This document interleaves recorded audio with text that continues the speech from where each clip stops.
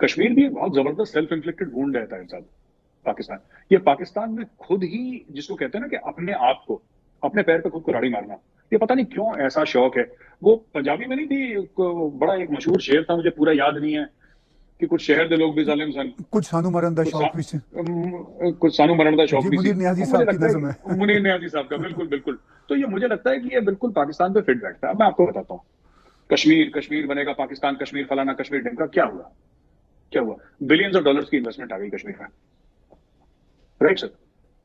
ये पाकिस्तान, मुझे लगता है कहीं ना कहीं इन्होंने पाकिस्तान।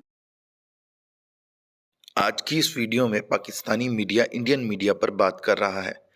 इस हवाले से अगर आज की वीडियो पसंद आए तो हमारे चैनल को लाइक करें, सब्सक्राइब करें और बेल आइकन को भी दबाएं ताकि आने वाली मजीद इंफॉर्मेटिव वीडियोस आप तक पहुंच पाएं। पाकिस्तान में एक रियलाइजेशन है कि कश्मीर हाथ से निकल गया है सर। कहीं ना कहीं रियलाइजेशन है कि कश्मीर अब हमारे पास कभी नहीं आने वाला, कितनी भी नारेबाजी करें, ये कितनी भी नारेबाजी करें सर। लेकिन अब पब्लिक को कोई तो कहानी सुनानी है सर, कोई तो कहानी सुनानी है पब्लिक को। 2021 में इमरान खान ने कश्मीर का नैरेटिव भी काफ़ी आगे बढ़ाया और शाह महमूद कुरैशी भी उस नैरेटिव में इमरान खान के एक तरह से स्पोक्स पर्सन बने रहे और यूएई सऊदी अरब के साथ भी तल्लुकात ख़राब किए और भी अमेरिका के साथ भी तल्लुकात ख़राब हुए, टेलीफोन कॉल भी नहीं आई। तो 2021 में जो पाकिस्तान का कश्मीर का नैरेटिव आगे बढ़ाना है वो कितना महंगा पड़ा आपके ख्याल में पाकिस्तान को?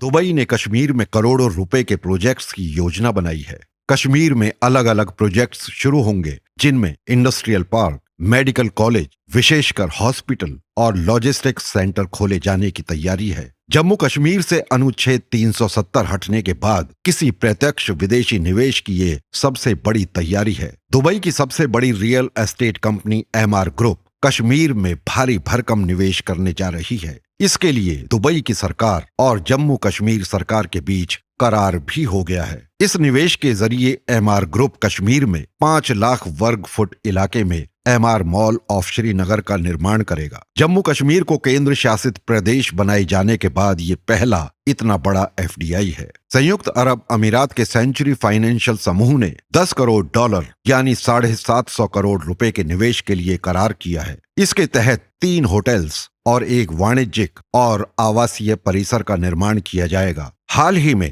डीपी वर्ल्ड समूह ने एक इनलैंड पोर्ट बनाने के करार पर हस्ताक्षर किए थे। साथ ही अलमाया समूह और लुलु ग्रुप भी प्रदेश में बड़े निवेश पर सहमति जता चुके हैं। जम्मू कश्मीर में होने वाले विकास को लेकर भारत में खुशी है तो पाकिस्तान में मातम है। उन्हें अब ये पक्का विश्वास हो चला है कि कश्मीर उनके हाथों से निकल चुका है। यूएई एक ग्रुप, एमआर ग्रुप जिसको कहा जाता है, ये ग्रुप जम्मू और कश्मीर यानी कि श्रीनगर में एक बड़ी इन्वेस्टमेंट करने जा रहा है। खास तौर पर जो इस वक्त नजर आ रही है बात वो ये है कि एक ऐसा वो बनाने जा रहे हैं वहां पर शॉपिंग मॉल, जिससे वहां पर एक बड़ी इन्वेस्टमेंट वो ला रहे हैं। और सिर्फ यही नहीं बल्कि मुस्तकबिल में ये भी कहा जा रहा है कि और भी इन्वेस्टमेंट ये ग्रुप करने लगा है और भी इस हवाले से एग्रीमेंट्स हो रहे हैं जिसमें आईटी टावर, पार्क्स और इस तरह के और शॉपिंग मॉल्स बनाने का इरादा है।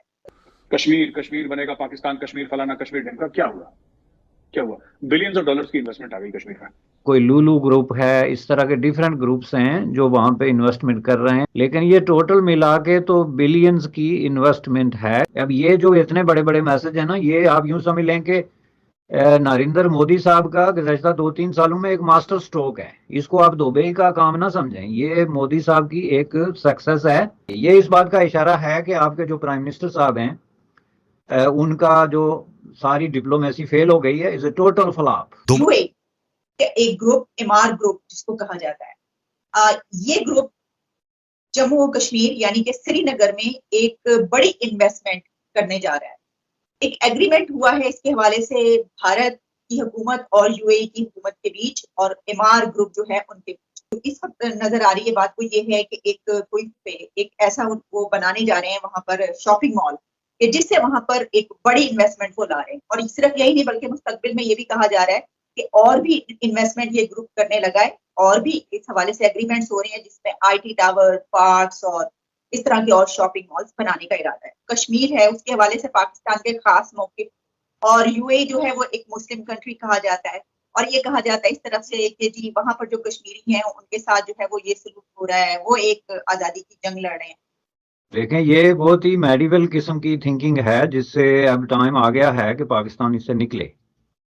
क्योंकि यही थिंकिंग है जिसकी वजह से इतने बड़ा जो है वो प्रॉब्लम हुआ है कश्मीर इशू पे भी, और खुद पाकिस्तान का अपना जो सत्यानाश निकला है और जो शक्ल बनी है जो इस वक्त मौजूद है, उसके पीछे सोच ही है। और असल में सोच ही होती है जो आपकी थिंकिंग है ना, कि हो you look at the things, तो उसी हवाले से फिर आप एक्ट करते हैं। लेकिन ये टोटल मिला के तो बिलियंस की इन्वेस्टमेंट है, करोड़ों की, जिसमें ड्राई पोर्ट है जो कि एक बहुत बड़ी इन्वेस्टमेंट है, उसके बाद माल है जैसा कि आपने कहा, और उसके बाद कुछ और जो प्रोजेक्ट है, मेडिकल स्कूल है और मेडिकल हॉस्पिटल हैं और इस तरह की दीगर फैसिलिटीज। तो ये ह्यूज इन्वेस्टमेंट, सवाल ये पैदा होता है कि यूएई को क्या जरूरत पड़ गई। और UAE mean Dubai, this is government of Dubai. जो डीपी ग्रुप है वो गवर्नमेंट ऑफ दुबई का वेंचर है, या वो उसी का है, सरकारी आप कह सकते हैं। So is not a private investment all together. तो ये जो इतने बड़े बड़े मैसेज है ना, ये आप यूं समझ लें कि नरेंद्र मोदी साहब का गुज़श्ता 2-3 सालों में एक मास्टर स्ट्रोक है। इसको आप दुबई का काम ना समझें, ये मोदी साहब की एक सक्सेस है। ये इस बात का इशारा है कि आपके जो प्राइम मिनिस्टर साहब हैं, उनका जो सारी डिप्लोमेसी फेल हो गई है, इज ए टोटल फ्लॉप। अगर दुबई ने आज एक डिसीजन कर लिया है तो आप यूं समझ लें कि ओआईसी उनके डिसीजन के साथ है। और मैं ये पूरे दावे से कहता हूं कि पाकिस्तान ने मोदी साहब का डिसीजन तस्लीम कर लिया है। क्योंकि अगर मोदी साहब का डिसीजन पाकिस्तान तस्लीम ना करता, जो 2019 का अगस्त का डिसीजन है, तो ये जो यूएई ने डिसीजन किया, इस पे आज पाकिस्तान में सारी जो है प्राइम मिनिस्टर से लेके तो आपके ये जो वजीर खारजा से लेके ये सारे लोग जो बात बात पे बयान देते हैं अपने लोगों के खिलाफ, उन्होंने तो आज प्रेस सर पे उठाया होता। एक लफ्ज किसी के मुंह से आपने नहीं सुना है। और this is not a today's news, ये तो कई दिनों से ये जो है इस पे बात हो रही है, डेलीगेशंस का एक्सचेंज हो रहा है, मेमोरेंडम ऑफ अंडरस्टैंडिंग साइन हो रहे हैं दुबई में। तो क्या कोई बयान आया आपके प्राइम मिनिस्टर या मिनिस्ट्री ऑफ एक्सटर्नल अफेयर्स की तरफ से? तो अगर नहीं आया तो ये आप बातें जो है कहते हैं ना, इसमें अक्लमंदों के लिए निशानियां हैं, और खुसूसन उन कश्मीरियों के लिए निशानियां हैं जो ये समझते हैं कि पाकिस्तान उनकी को बहुत बड़ी वकालत करके तो पता नहीं उनको कहां से कहां पहुंचा रहा है। तो उनको चाहिए कि वो जरा होश के नाखन लें और प्रैक्टिकल हों, वो देखें कि दुनिया किस चीज की तरफ बढ़ रही है। अगर यूनाइटेड अरब एमिरेट्स जो है वो आके वहां पे इन्वेस्टमेंट कर सकती है, तो इसका मतलब ये है कि दुनिया बहुत हद तक बदल गई है और कश्मीर का इशू बदल गया है, और नए हालात में एक नए जो है जाविये की और एक नए सोच की जरूरत है। तो ये एक पॉलिटिकली मोटिवेटेड डिसीजन है, जो एक मैसेज है across the divide two the people of Pakistan, people of India और पीपल ऑफ कश्मीर के भाई हम जो है वो इंडिया के साथ हैं, और जो कुछ हो गया है हम उसके साथ स्टैंड करते हैं। ये बड़ी इंपॉर्टेंट चीज है हमारे ऑडियंस के लिए समझना कि दो किस्म के इंप्रेशन हैं जिनको खत्म करना मोदी गवर्नमेंट या गवर्नर सिन्हा जो है कश्मीर जम्मू कश्मीर के गवर्नर, उनके लिए जरूरी है। एक तासर ये है कि कश्मीरी लोगों ने ये एक्सेप्ट नहीं किया कि आपने हमारा स्टेटस चेंज कर दिया, जो नया स्टेटस है we are not going to accept this. एक जिसकी वजह से मुस्लिम कम्युनिटी भी इसको तस्लीम नहीं करेगी जिसको पाकिस्तान लीड कर रहा है। ये एक इंप्रेशन है। तो जिसका मतलब ये है कि मोदी साहब की ये मूव जो है अल्टीमेटली फेल होगी, क्योंकि जब लोकल लोग भी उसको तस्लीम नहीं करेंगे तो इंटरनेशनली भी नहीं करेंगे, तो वो उनको वापस लेनी पड़ेगी। एक इसका तासर ये था।